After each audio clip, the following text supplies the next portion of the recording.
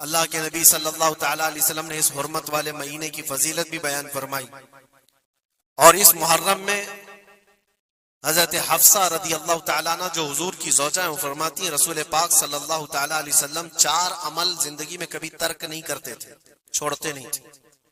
وہ کیا ہیں؟ تو آپ فرماتی ہیں ان میں سے ایک عاشورہ کا روزہ حضور کبھی نہیں چھوڑتے تھے۔ السلام علیکم ورحمۃ اللہ تعالی وبرکاتہ۔ امید ہے آپ سب خیریت سے ہوں گے۔ آج ہم ایک بے حد اور اہم فضیلت سے بھرپور موضوع پر بات کرنے جا رہے ہیں، عاشورہ کا روزہ یعنی 10 محرم کا روزہ۔ اس ویڈیو میں ہم سنیں گے اور ریئیکشن کریں گے مفتی سلمان اظہری صاحب کے دل چھو لینے والے بیان پر۔ آئیے اس بیان کو ساتھ میں سنتے ہیں اور اس پر عمل کرنے کی کوشش کرتے ہیں۔ چلیے پوری ویڈیو کو دیکھتے ہیں۔ کبھی نہیں چھوڑتے تھے۔ عاشورہ کا روزہ رسول پاک صلی اللہ تعالیٰ علیہ وسلم کبھی ترک نہیں فرماتے، اس کی بڑی فضیلت ہے۔ یہ عاشورہ کیا ہے؟ 10ویں محرم کے دن کو عاشورہ کہا جاتا ہے، بڑا تاریخی دن ہے، اور بلکہ اللہ کے نبی صلی اللہ علیہ وسلم نے یہ بھی فرمایا قیامت بھی اسی دن کو آنے والی ہے۔ 10 محرم الحرام ہوگی اور جمعہ کا دن ہی ہوگا، جس دن سور پھونکا جائے گا اور پوری دنیا فنا کر دی جائے گی اور قیامت کا منظر قائم ہو جائے گا۔ عاشورہ کا دن آتا ہے تو اے مومنو، سب کے سب اللہ کی بارگاہ میں دوڑ آ جاؤ، عبادت کے لیے لگ جاؤ، اور اس دن یہ یاد کرنا چاہیے کہ یہی وہ دن ہوگا جب ہمیں بارگاہ رب العزت میں کھڑا کیا جائے گا۔ اولین سے لے کر آخرین تک جتنے بھی پیدا ہوئے اس روئے زمین پر سب کو اٹھایا جائے گا، حساب و کتاب ہوگا، اور وہ 50,000 سال کے برابر کا ایک دن ہوگا۔ اس دن کو یاد کر کے عاشورہ کا اہتمام کرنا ضروری ہے۔ عاشورہ میں تو ویسی یادگاریں بہت ہیں۔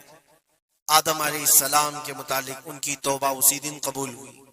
نوح علیہ السلام کی قوم پر جو عذاب آیا تھا طوفان کا، وہ طوفان نوح سے کشتی کو جو نجات ملی نوح علیہ السلام کی، وہ بھی عاشورہ کا دن تھا۔ سیدنا یونس علیہ السلام کو مچھلی کے پیٹ سے باہر نکالا گیا، وہ بھی عاشورہ کا دن تھا۔ موسیٰ علیہ السلام کو فرعون سے نجات دی گئی، فرعون غرق ہو گیا، پانی میں ڈبو دیا گیا، وہ بھی عاشورہ کا دن تھا۔ بہت ساری اس طرح کی تاریخی چیزیں عاشورہ کے دن، لیکن یہ ساری تاریخوں پر ایک تاریخ غالب آ جاتی ہے، وہ رسول اللہ کے نواسے کی قربانی کا دن، اس لیے کہ وہ پوری امت کو ہلا دینے والا حادثہ ہے۔ نبی آخر الزمان صلی اللہ تعالی علیہ وسلم نے اپنے اس لخت جگر کو، اپنے اس نور نظر کو، جس کے لیے اپنے سجدے لمبے کر دیا کرتے تھے۔ جانتے ہیں آپ حضور پاک صلی اللہ علیہ وسلم کے ایک بیٹے تھے حضرت ابراہیم، اور یہ اسی زمانے کے ہیں جب حضرت امام حسین بھی پیدا ہوئے تھے، اور حضور کی گود میں آپ کے اپنے بیٹے بھی تھے۔ حضور صلی اللہ تعالیٰ علیہ وسلم کے وہ ایک ہی بیٹے ہیں جو 6 مہینے تک زندہ رہے۔ حضور صلی اللہ علیہ وسلم اپنی گود میں بٹھا کر انہیں پیار کر رہے تھے، اور امام حسین کو بھی گود میں رکھے ہوئے تھے۔ ایک طرف نواسا ہے اور ایک طرف بیٹا ہے۔ جبرائیل امین نے آ کر کے عرض کیا اللہ کے نبی صلی اللہ علیہ وسلم سے، کہا رب تبارک و تعالیٰ کی منشا یہ ہے کہ ان دونوں میں سے آپ کسی ایک ہی کو رکھ سکتے۔ اللہ کے نبی صلی اللہ علیہ وسلم نے امام حسین پر اپنے بیٹے کو قربان کر دیا۔ کہا اے جبرائیل، حسین کو رہنے دو، اس لیے کہ یہ میری آنکھوں کا بھی نور ہے اور فاطمہ کی آنکھوں کا بھی نور ہے۔ پھر چند ہی دن کے بعد حضرت ابراہیم کا انتقال ہو گیا۔ آپ اندازہ کریں جس حسین اعظم کے لیے رسول پاک صلی اللہ علیہ وسلم نے اپنے بیٹے کو قربان کیا، اور مدینے کی گلیوں میں جس کو اپنے کندھوں پر اٹھا کر سوار کرتے تھے، امام حسین حضور کے صلی اللہ تعالیٰ علیہ وسلم کے کندھوں پر سواری کیا کرتے تھے۔ دوش نبوت جن کی سواری ہو، اندازہ کر سکتا ہے کوئی؟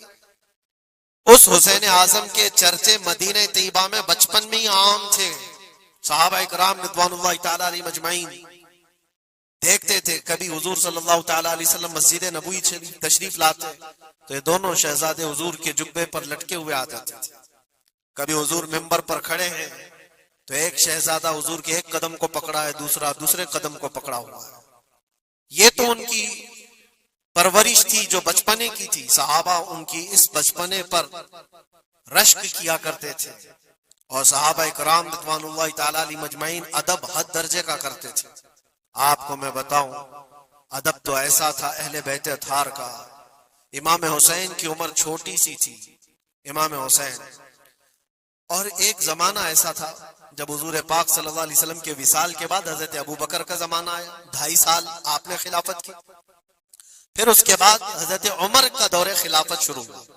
اور حضرت عمر کے دور خلافت کو کون نہیں جانتا، ایسے رعب و دبدبے والا خلیفہ کہ لوگ ان کی ہیبت سے کانپتے تھے. قیصر و کسریٰ کانپ رہے ہوتے تھے، بڑی بڑی فوجیں تھراتی تھی اس نام سے، حضرت عمر کے نام سے. ان کے دور خلافت میں ایک بار ایسا ہوا تھا کہ حضرت عمر کے بیٹے ہیں عبداللہ، اور ان کا اور حضرت امام حسین کا بچپن میں کچھ جھگڑا ہو گیا. چھوٹی عمر تھی، امام حسین کی بھی عمر چھوٹی تھی، عبداللہ کی عمر بھی چھوٹی تھی. دونوں تکرار کرتے رہے، کچھ نہ کچھ بات چیت ہوئی ہوگی.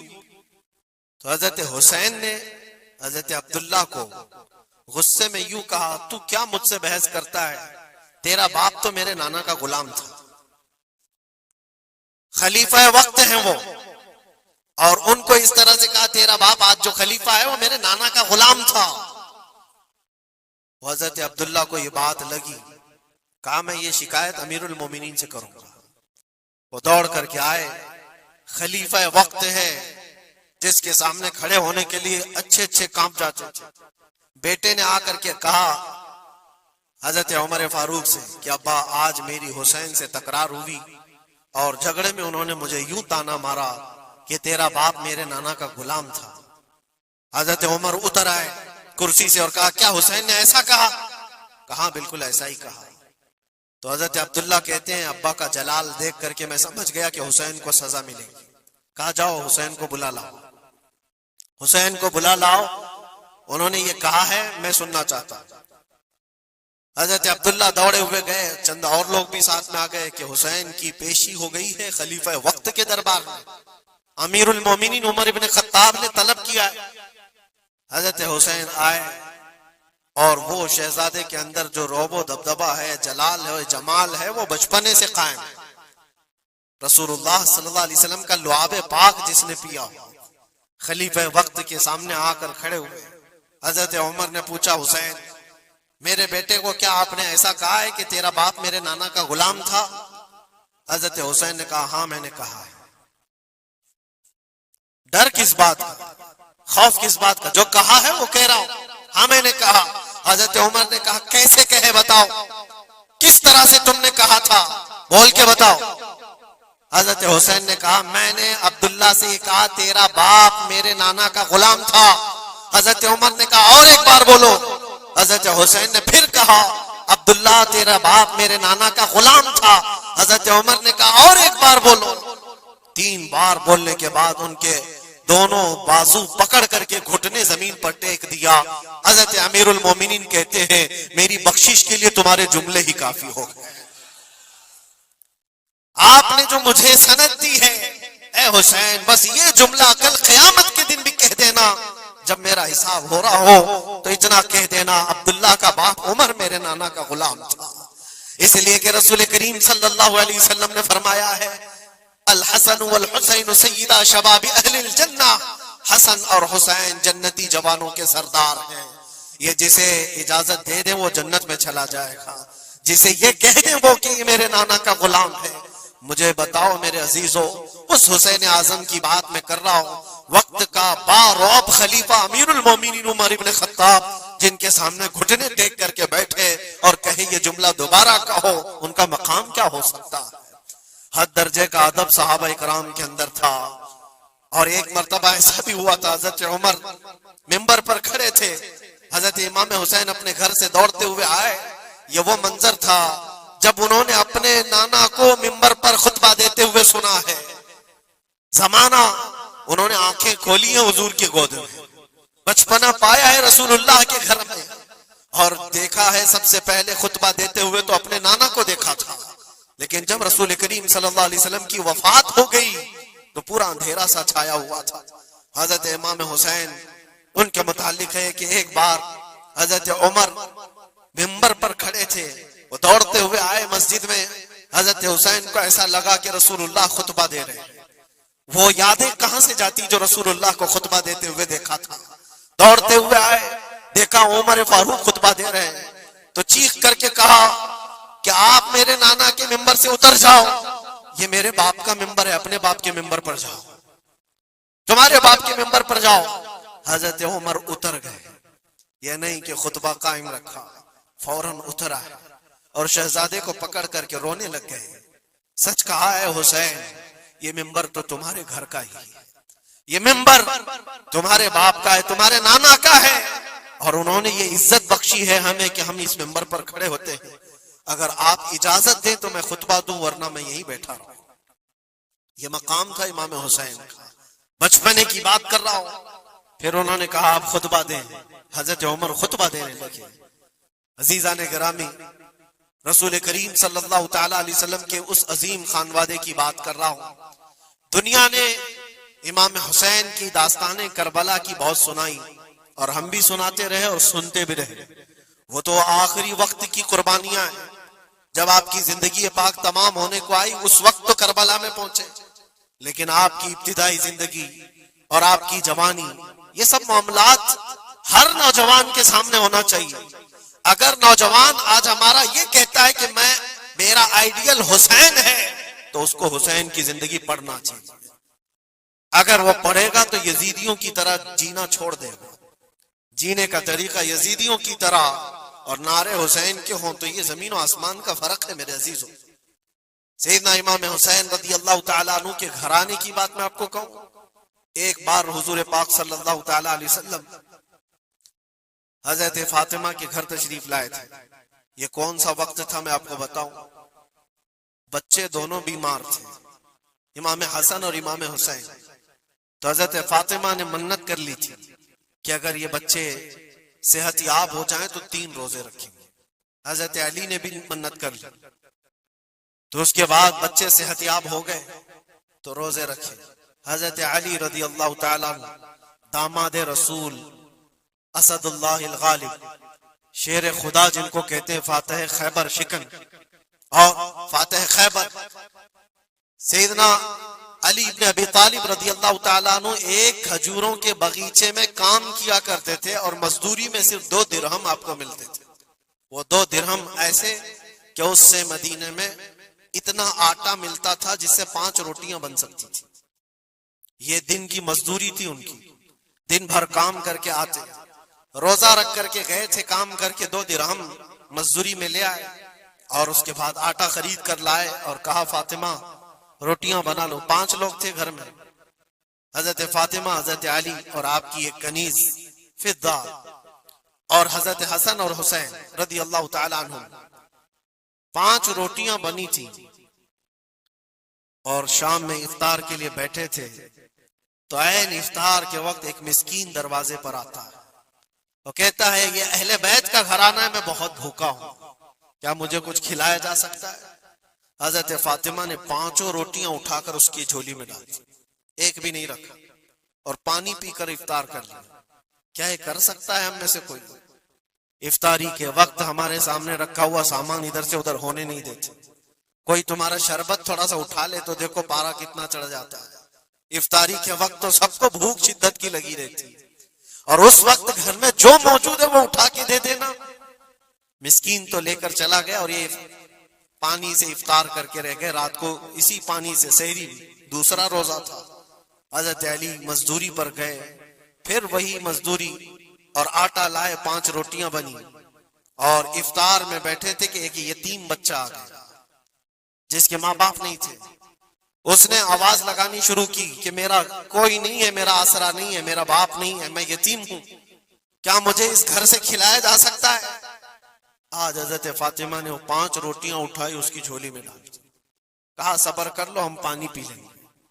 پانی پی کر دوسرا دن افطار کر لیا انہوں نے, اور اس دن اسی طرح سے سحری کیے, اور تیسرا روزہ تھا. کون رکھ سکتا ہے میرے عزیز؟ ایک روزہ ہی لوگوں کے لیے کتنا بھاری ہوتا ہے.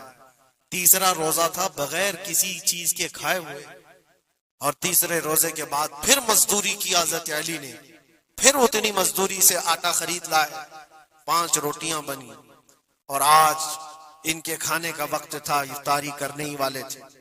जेल से छूटा हुआ एक कैदी इनके घर के पास आया।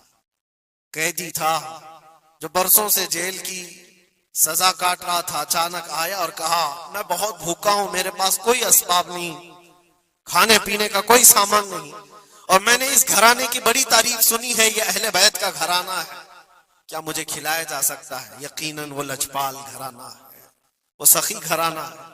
आज भी 5 रोटियां उठाई और डाल दी, और हालत ये हो गई थी कि सबका पेट पीठ से लग गया था और आवाज नहीं निकल रही थी किसी की।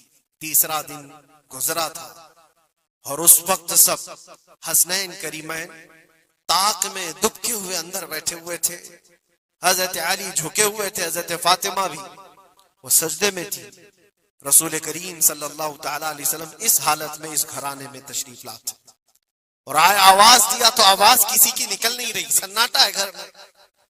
देखा तो हसनैन करीमैन जिस्म पूरा लागर दिख रहा है, दीवार से दुबके हुए बैठे हैं, हजरत फातिमा अलग, हजरत अली अलग। ये क्या मंजर है? ये अहले बैत वो है जो फाका करते थे लेकिन शिकायत किसी के पास करते नहीं थे। ये नहीं कि हमारे घर में कुछ नहीं है, कभी नहीं कहा। इसी तरह बैठे रहे। अल्लाह के नबी सल्लल्लाहु अलैहि वसल्लम पूछ रहे थे तुम्हें क्या हो गया? इसी असना में उनका जवाब आने से पहले जिब्राइल अमीन आयत लेकर के आ गए। आयत लेकर के आ गए, कुरान पाक की आयत सूरह दहर में आज भी मौजूद है। अल्लाह ताला फरमाता है वयुतइमून अत्तआम अला हुब्बिही मिस्कीनन व यतीमन व असीरा। ए रसूल पाक, ये वो घराना है जो अल्लाह की मोहब्बत में कभी मिस्कीन को खिलाता है, कभी यतीम को खिलाता है और कभी कैदियों को खिलाता है। और हुजूर को हजरत जिब्राइल ने बशारत दी, न वो मिस्कीन घर पे आया था, न यतीम घर पे आया था, न कैदी घर पे आया था, वो तो अल्लाह का फरिश्ता था जो अहले बैत का इम्तिहान ले रहा था। और ये अहले बैत का घराना इम्तिहान में मुकम्मल कामयाब है और इनके खाने के लिए अल्लाह ताला जन्नत से खाने नेमत उतार रहा है। ये वो घराना था। क्या इस सबर को आप देख सकते हैं? बचपन में जहां इतना सबर सिखाया गया हो, बच्चों ने ये उलझ करके कहा हो कि माँ क्यों दे रही हो रोटियां, हमारे लिए भी तो कुछ रखो। ये वो आदाब थे, ये वो परवरिश थी जो करबला के मैदान में उनको जबल इस्तिकामत बनाया हुआ था। टस से मस नहीं होते थे। ये अचानक आई हुई परवरिश नहीं थी, अचानक मिली हुई तरबियत नहीं थी, उनकी गुट्ठी में घोल करके पिलाई गई हुई तरबियत थी। हसनैन करीमैन को ये सब्र और इस्तिकामत उनकी माँ और उनके बाप ने उस वक्त से दिया है जब अभी वो शऊर की आंखें खोल रहे थे। अजीजान गिरामी वक़ार, इस्तिकामत किसको कहते हैं? यही एक जुमला, एक लफ्ज याद कर लो, बस काफी है। आज मेरा मैसेज इतना ही है। इस्तिकामत है सिर्फ और सिर्फ जुल्म सह करके मर जाना, ये कोई कमाल की बात है। जालिम के सामने डटे रहना और हक बात का ऐलान करना, ये इस्तिकामत है। और ये सारी करामतों से बढ़ करके है। सारी करामतें, जो भी वली करामत दिखाता है वो नबूवत का पर्ता होता है, मौजज़े का पर्ता होता है। नबी मौजज़ा दिखाते हैं। मौजज़ा क्या है? ऐसा काम जो आम इंसान नहीं कर सकता। जैसे हजरत मूसा अलैहिस्सलाम ने अपने लकड़ी को जमीन पर डाला तो वो सांप बन गया, अज़दा बन गया। हजरत ईसा अलैहिस्सलाम मट्टी के परिंदे को फूंक मारते थे तो वो उड़ जाता था। ये मौजज़ा है। और वली से जो काम सादिर होता है ऐसा जो आम इंसान नहीं कर सकता, उसको क्या कहते हैं? करामत। वली से करामत साबित होती है। बहुत सारे औलिया कराम से करामतें सादिर हुई। सरकार गौसे पाक रदी अल्लाह ताला अन्हु की करामतें बहुत हैं। सरकार गरीब नवाज की करामत है। बहुत सारे औलिया कराम की बहुत सी करामतें। इन्होंने कभी पानी पर अपने मुसल्ले बिछाए, कभी हवाओं में चल के दिखाए, या फिर मुहय्यरुल उकूल काम जो आम इंसान की समझ में ना आए, ये सब करामतें देखकर इंसान हैरत में आ जाता है, ऐसा कैसे? और आज भी सारे लोग इसी चक्कर में बाबाओं के पीछे घूमते रहते हैं कि कोई चमत्कार दिख जाए, चमत्कार नजर आ जाए। चमत्कार देखने के लिए इंसान पागल हो जाता है। इसी जो आपकी जुबान में चमत्कार और करामत अलग चीज है। जादूगर कोई चीज दिखा रहा है वो चमत्कार है। करामत देख करके तुम ये समझने लगते हो इससे बड़ा कोई हो ही नहीं सकता, इससे बड़ा कोई नहीं हो सकता। अगर तुम्हारे सामने कोई बाबा हवा में उड़ के दिखा दिया तो हो गया फिर तुम्हारा, सारी चीजें उसके पीछे कुर्बान। اس سے پہنچا ہوا کوئی نہیں. میں آپ کو کہتا ہوں دنیا کی ساری کرامتیں ایک جگہ پر حق بات پر اٹل ہو جانا استقامت اس سے بڑھ کر کے. وہ امام حسین نے کربلا کے میدان میں دکھایا ہے. کرامت کیا امام حسین نہیں دکھا سکتے تھے؟ ارے سارے اولیاء جن کے قدموں سے لگے ہوئے ہو، جہاں سے ولایت بٹ رہی ہو. حضرت مولا علی کو کیا کہتے ہیں؟ شاہ ولایت کہا جاتا ہے. سارے اولیاء اکرام کی ولایت وہاں جاتی ہے. تو کیا امام حسین کربلا میں اپنی کرامت دکھا کر کے قابو نہیں کر سکتے تھے؟ اور لوگوں کے اس ذہن میں آنے والے سوال کو دور کرنے کے لیے امام حسین کے شہزادوں میں 600 سال بعد آنے والے غریب نواز نے اجمیر کی دھرتی پر دکھایا بھی تھا. تم اگر پانی بند کرتے ہو تو معین الدین ایک کھٹوری میں پورا پانی سما سکتا ہے. کیا نہیں ہوئی تھی انا ساگر کا پورا پانی ایک کھٹوری میں سرکار غریب نواز کے حکم پر نہیں جمع ہوا تھا؟ اور آپ نے چھوڑ دیا تو پانی پورا چلا گیا. وہ 600 سال بعد آنے والے غریب نواز جو امام حسین کی اولاد میں سے اتنے سالوں بعد آنے والی اولاد میں یہ پاور ہے، یہ طاقت ہے، تو حسین کے ہاتھوں میں کیا طاقت ہو سکتی؟ ارے دریائے فرات تو ان کے قدموں سے لگ کر کے بہتا اگر حکم دیتے. لیکن امام حسین رضی اللہ تعالیٰ عنہ کرامت سے اگر وہ معاملہ حل کر دیتے تو ہم جیسے نکموں کے لیے آئیڈیل کون ہوتا؟ ہم جیسے غریبوں کے لیے آئیڈیل کون ہوتا؟ وہ تو بڑے لوگ تھے، متقی تھے، پرہیزگار تھے، رسول اللہ کے خاندان سے تھے. انہوں نے کرامتوں سے ان معاملات کو حل کیا ہوگا. لیکن ہم جیسے لوگ اس زمانے میں اپنے دور کے یزیدیوں سے لڑنے کا وقت ہوتا تو ہم کون سی کرامت دکھاتے؟ اسی لیے امام حسین نے قیامت تک آنے والے مسلمانوں کے لیے کرامت دکھا کر کے اس میدان کو فتح نہیں کیا، استقامت دکھا کر. یہ میسج تھا کہ اے مسلمانوں، جیسی بھی بڑی طاقت تمہارے سامنے آئے ڈٹے رہو، جمے رہو اور مرنے کا خوف نہ رکھو. اگر کٹ جاتے ہو، مر جاتے ہو تو کوئی فرق نہیں پڑتا، کیونکہ رب تبارک و تعالیٰ نے پہلے ہی قرآن میں گواہی دے دی ہے وَلَا تَقُولُوا لِمَنْ يُقْتَلُ فِي سَبِيلِ اللَّهِ أَمْوَاتٌ بَلْ أَحْيَاءٌ وَلَكِنْ لَا تَشْعُرُونَ. جو اللہ کی راہ میں مارے جائیں انہیں مردہ نہ کہو، وہ زندہ ہیں، تمہیں اس کا شعور نہیں. اور وہ زندگی تو آج بھی ہم دیکھ رہے ہیں، آج بھی ہم دیکھ رہے ہیں. اسلام زندہ ہوتا ہے ہر کربلا کے بعد. کیا یہ نہیں دیکھ رہے؟ ہر گھر پہ امام حسین کے چرچے. جلنے والے ہوں گے، کڑنے والے ہوں گے، لیکن ان کو انگلیوں پہ گنا جا سکتا ہے. باقی چاہنے والوں کی تعداد ستاروں سے زیادہ ہے. امام حسین کا جھنڈا آج بھی اسی طرح لہرا رہا ہے. سچ بتاؤں میں آپ کو، کبھی آپ کو اتفاق ہو تو ملک شام کے دمشق میں بھی جانا، جہاں پر 3 سال یزید کا دربار لگتا تھا. وہ بھی اپنے وقت کا خلیفہ بنا ہوا تھا، اور اس نے جو اپنے دور خلافت میں، اپنے دور حکومت میں ظلم ڈھائے وہ تاریخ میں رقم ہو چکے. جا کر کے پوچھنا اہل شام سے، دمشق والوں سے، کہ ایک دور یہاں تمہارا بادشاہ رہتا تھا، شام کا حکمران یزید، وہ کہاں ہے، اس کی قبر کہاں ہے؟ لوگ تو بغلیں اٹھا کر کے آپ کو کہیں گے کہ یہاں تو کوئی ایسی قبر نہیں دی. ہاں ہم کو پتا ہے، بعض مورخین نے، بعض دانشور جو پڑھے لکھے وہ کہتے ہیں جہاں پر سارا کچرا ایک جگہ پھینکا جاتا ہے، ڈم کیا جاتا ہے دمشق کا، وہاں کہیں اس کی قبر کھو گئی، اس میں کہیں قبر کھو گئی. یہ تو اس کی بات کر رہا ہوں جو بادشاہ تھا، فوج رکھتا تھا، تاج رکھتا تھا، تخت رکھتا تھا اور حکومت رکھتا تھا. اس کا سوال ایسے. پھر آؤ عراق کی سرزمین پر اور کربلا جاؤ. سوچو، ایک کھلا چٹیل میدان تھا، یہاں پر کوئی آبادی نہیں تھی، دور دور تک ایک دریائے فرات بہتی تھی اور باقی کچھ نہیں تھا. اور جا کر کے آپ ڈھونڈنے لگ جاؤ کہ میدان کہاں ہے تو تمہیں میدان نہیں ملے گا، ہر جگہ آبادی ہی آبادی. ایک حسین و جمیل شہر ہے، اور لوگوں سے پوچھو کہ یہاں تو ہم نے سنا تھا رسول اللہ کے شہزادے حسین کو کاٹ کر کے ٹکڑوں میں بدل دیا گیا تھا، ان کے شہزادوں کو، اور امام حسین کے سر کو الگ کر دیا گیا، جسم کو الگ کر دیا گیا، ان کے بیٹوں کے جسم پر گھوڑے دوڑا دیے گئے تھے. سنا تو ایسا تھا کہ ان کے سب جسم کو اس طرح سے بکھیر دیا گیا تھا. وہ کہاں ہیں؟ کیا مٹ گئے تاریخ میں؟